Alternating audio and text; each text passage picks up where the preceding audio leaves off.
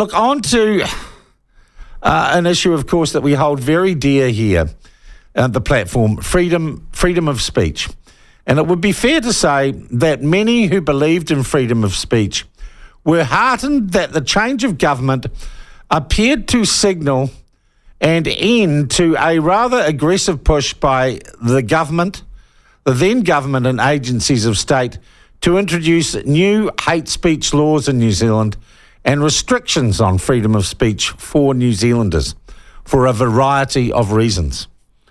But it appears that some agencies and statutory bodies missed the memo that the march against freedom of speech may not entirely have stopped with the change of government. To find out more, we are joined by our friends at the Free Speech Union, Jonathan Ayling from the FSU, who joins us on the line now. Jonathan, nice to talk again. Good morning. I think most people felt that post-election some pretty significant victories or strategic victories had been made in the battle for free speech. But you people have discovered that at least one organisation isn't giving up on the idea.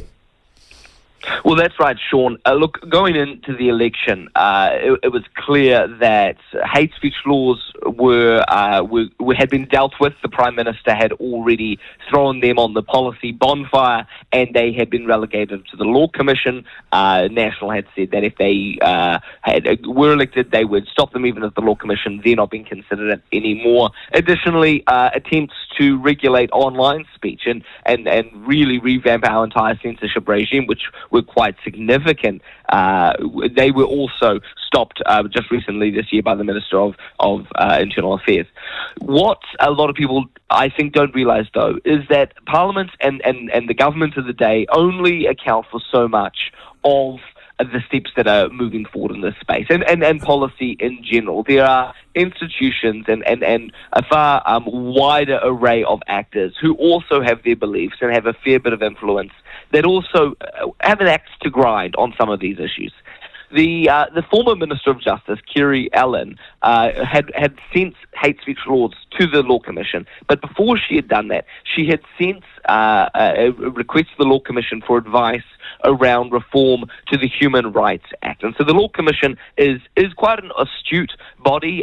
Just for the uninitiated, is the Law Commission a government agency, a statutory agency? What is it exactly? It's a government agency that provides advice on legislation to the government. Now, it's different to Crown Law, which is effectively the government's law firm. But the Law Commission looks at the state of law on certain issues. Is led by individuals who have in-depth understanding on very specific particularities of law and are able, therefore, to advise the government on the best way to create the laws that they are seeking to implement. And so what the question that Kerry Allen asked as Minister of Justice to the Law Commission was whether the current Human Rights Act 1993 it provides sufficient protection from discrimination for transgender, intersex, and non-binary people. And look, from the outset, Sean, you and I both agree on this, I have no doubt, that no Kiwi, no individual should face active discrimination. They should not be abused, they should not be harassed, and that is regardless of what beliefs they hold or what personality or identity traits they display.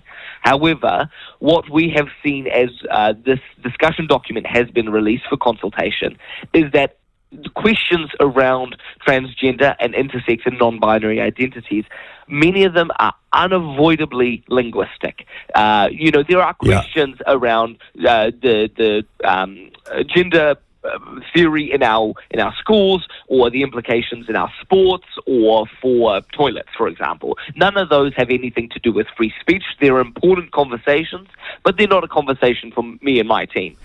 What On the other hand, though, this discussion document is a 200-page document asking 80 questions. So it's inviting the public to engage in their experience and perspective, and out of this a report and some suggested policy changes and legal legislative changes will emerge. Questions like, effectively, should it be illegal to dead name? Should it be illegal to misgender someone? These are definitively linguistic questions. But didn't they get told to stop asking those questions, Jonathan? Well, they were told, yes and no, Sean. And this is the real problem I have with this. In this game, it's very easy, and I'm deeply concerned that this is exactly what the National Party may do on this issue. Give with one hand and take with the other. And so, yes, they have.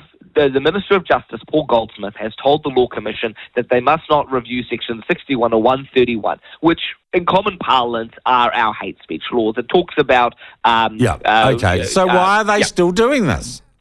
Because you can advance all sorts of censorial perspectives and even build into law anti-discrimination law that would stop certain forms of speech without touching Section 61. So we need Paul Goldsmith to come out and tell the Law Commission to stop being such naughty boys and girls, or whatever they define themselves as.